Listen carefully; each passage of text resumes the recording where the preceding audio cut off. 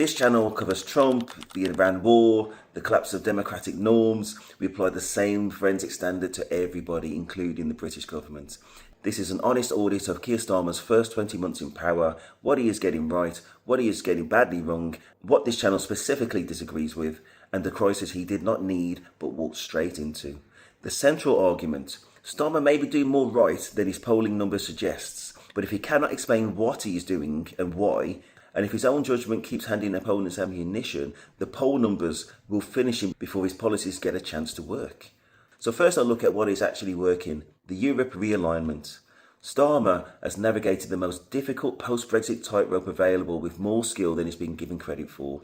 He has not rejoined the EU, but has reset the relationship in ways that have material economic benefits. The UK-EU security framework, defence cooperation agreements, the Sandhurst 2 summit. In a world where American reliability cannot be assumed, Britain needs European allies, and he has built them quietly and at a political cost.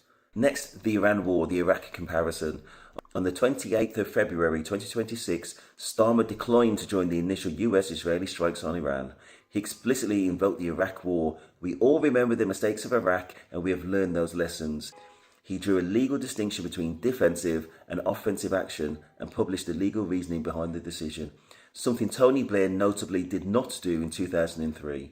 When he later allowed US jets to use British bases for defensive operations only, he maintained that distinction publicly and under significant American pressure. This is a Prime Minister thinking carefully about international law rather than following Washington automatically. In the context of this channel's coverage of the Iran war, that is credit worth giving. We all remember the mistakes of Iraq, and we have learnt those lessons. We were not involved in the initial strikes in Iran, and we will not join offensive action now. We all remember the mistakes of Iraq, and we have learned those lessons. Any UK actions must always have a lawful basis and a viable, thought-through plan. I say again, we were not involved in the initial strikes on Iran, and we will not join offensive action now. But in the face of Iran's barrage of missiles and drones, we will protect our people in the region and support the collective self-defence of our allies, because that is our duty to the British people. It is the best way to eliminate the urgent threat, to prevent the situation spiralling further, and support a return to diplomacy.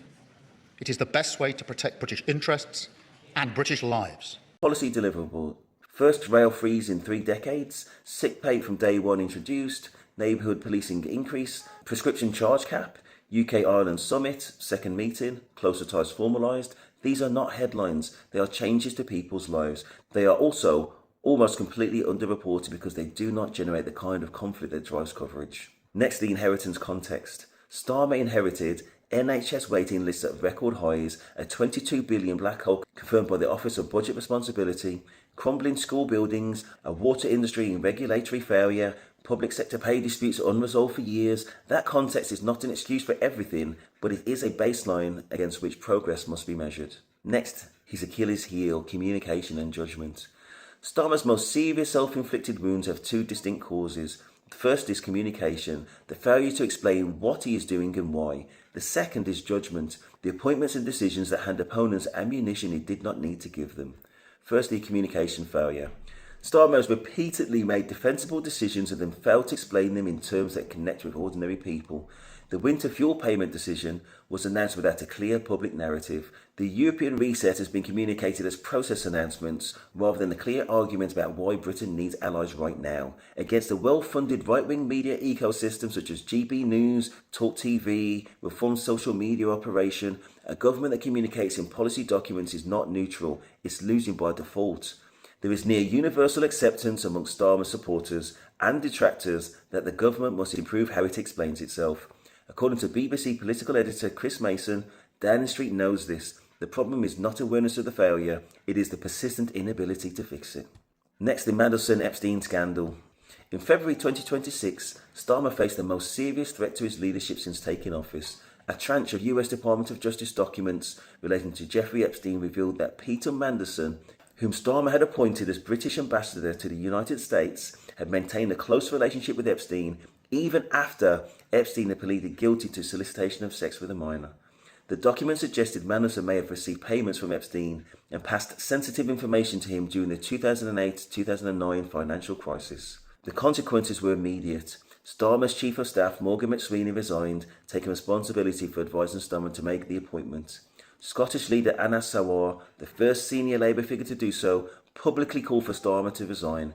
Starmer addressed over 400 MPs and peers and survived. Cabinet rallied. The crisis was contained. But the damage was real and the question it raised was legitimate.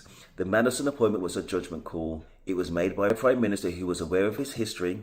It handed the government's opponents a story that dominated the news cycle for weeks at precisely the moment Starmer was trying to reset his premiership. The Mandelson episode illustrates something the communication failure alone does not capture: the gap between Starmer's political instincts and the political environment he is operating in.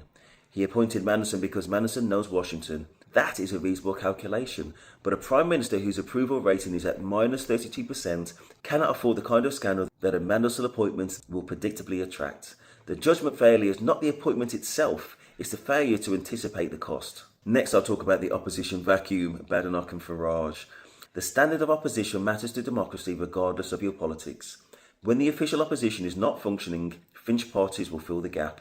Britain currently has both problems simultaneously. At PMQs on the 11th of June 2005, Starmer mentioned new scanners being installed in 2 hospitals in Badenoch's constituency.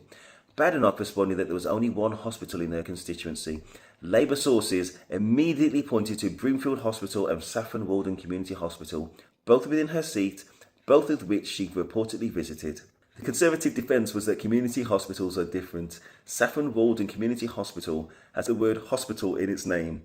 Full fact, the independent fact-checking organisation covered the dispute on the 13th of June 2025. The retreat to a definitional argument made the original exchange worse, not better. A leader who uses a false claim as a political attack needs to have done the basic research. Next, Nigel Farage and reform. Farage is an effective communicator. He understands grievance and narrative, but what he does not have is substance. Brexit was sold as taking back control of immigration. Net immigration hit record highs under post-Brexit Conservative government. Reforms policy repeatedly failed to survive scrutiny from independent analysts. Headlines without workings and announcements without delivery mechanisms. Reform is not a government movement. It's a grievance engine with a party registration number. The danger is not that it will govern. The danger is that it sets the terms of debate and drags every other party towards its framing. Next, I'll talk about where this channel disagrees. Benefits, starting with benefits policy. This channel's position is that disability benefits should be protected and properly funded, full stop. But blanket working age benefit increases without distinguishing between those with genuine incapacity and those assessed as fit to work undermines the long-term political sustainability of welfare itself. Periodic, fair and properly resourced fitness for work assessments are not cruelty, they are how a welfare system maintains public trust. A government that cannot make this distinction loses the argument to those who want to dismantle welfare entirely. Next, I'll talk about fathers, sons and shared parenting. This channel's position supports the presumption of contact, the legal principle that children benefit from relationships with both parents unless there is specific evidence, reason otherwise. It is the foundation of fair family law. This should be the foundation of fair family law. Legislation or policy that weakens shared parenting rights, weakens families and weakens children. Sons in particular need fathers. This is not a political position, it is what evidence on child development shows. Starmer should know better and this channel will keep saying so. Immigration, the wrong target. Starmer has reduced net migration from the Conservatives' record highs. That is documented. But small boat crossings reached 41,472 in 2025, a 13% increase year on year. The current framework makes it hard for skilled workers, entrepreneurs and investors to settle here at precisely the moment Britain needs talent and capital. Restricting the wrong people while failing to address the integration challenges that drive public opinion is not a solution. Britain needs a smarter immigration framework, not just a smaller number. Next, I'll speak about Islamophobia. This channel's position. Islamophobia is a real and documented form of prejudice. The government's response has been insufficient. This channel applies consistent standards. The same rigour on Islamophobia as anti-Semitism. Starmer has been more robust on anti-Semitism than Islamophobia. That inconsistency is noted. Next, defence spending. Britain is spending 1.73% of GDP on defence, the second lowest in NATO. The Iran war has exposed this gap in real time. There were no major Royal Navy warships in the region when the war began. Starmer's 2.5 commitment by 2027 is described by defence analysts as insufficient given the current threat environment. He tells European leaders to spend more faster. Britain's own spending is moving in the wrong direction. The say-do gap needs to close. Next, I'll talk about what needs to happen. Starmer has time, not unlimited time. Fewer than half of those polled in early 2026 believed he would still be number 10 by the end of the year. The May elections, local Holyrood, Cine are being viewed as a possible metric against which his future will be judged. But he has a majority, he has a programme, and the alternative is increasingly visible. Here is what needs to happen.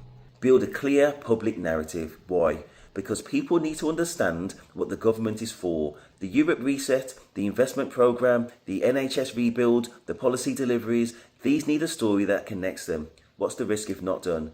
Opponents write the story. The government gets defined by its failures, not its successes. What needs to happen? Fix the appointment process. The Mandelson episode was predictable and preventable. A government at minus 32% cannot absorb self-inflicted scandals. Political appointments need proper vetting for reputational risk, not just competence. The next Mandelson is already in the system somewhere. It will arrive at the worst possible moment. What needs to happen? Take misinformation seriously. The right-wing media ecosystem is better funded and more algorithmically effective than anything on the left. A proactive counter-narrative strategy is the minimum required to compete. Every policy becomes a culture war flashpoint before its actual effects are understood. What needs to happen? Hold the line on Iran. An expensive military commitment to Hamas operations that Britain did not design would undermine fiscal credibility and cost lives for a war Britain did not start. And the risks are Britain getting drawn into a conflict it cannot define or exit. The world stage credibility the Iraq comparison built evaporates. What needs to happen? A substantial increase in defence spending. The threat environment is not theoretical. Russia is at war in Europe. American reliability is in question. The Iran war has exposed Britain's hollowed out military in real time. The risks are Britain entering any future security crisis without the capability to respond. What needs to happen? Consistent standards on prejudice. Apply the same rigour to Islamophobia as to anti-Semitism. The inconsistency becomes the story and undermines every equality claim the government makes. So in finishing, Keir Starmer is attempting something genuinely difficult. He's trying to govern seriously in an era that rewards noise over substance. He invoked the Iraq war and held a legal line on Iran that Tony Blair never managed to draw. He has delivered on welfare freeze, sick pay from day one, changes that will affect real people's lives, and have received almost no coverage. He also handed opponents a Mandelson scandal. He watched his approval rating sit at minus 32. He has failed to build the public narrative that will let policies land with the people they were designed to help. This channel is not going to tell you he is getting it all right. The communication failures are real. The gaps on fathers' rights, on benefits, on Islamophobia, on defence, these are real and this channel will keep naming them. But the honest assessment is this. Is trying to plough through against a well-funded right-wing media ecosystem, against an opposition that offers headlines without substance, against a world that is more dangerous than it has been in a generation, against his own judgment, which occasionally lets him down. Whether that is enough depends almost entirely on whether he learns to tell people what he is doing and why. Because the right already knows how to tell a story, it is time the government did too. If this video made you think, please like and subscribe. It helps the channel reach people who want analysis rather than outrage. Share it if you think somebody else should be watching this conversation. The algorithm rewards in the first hour.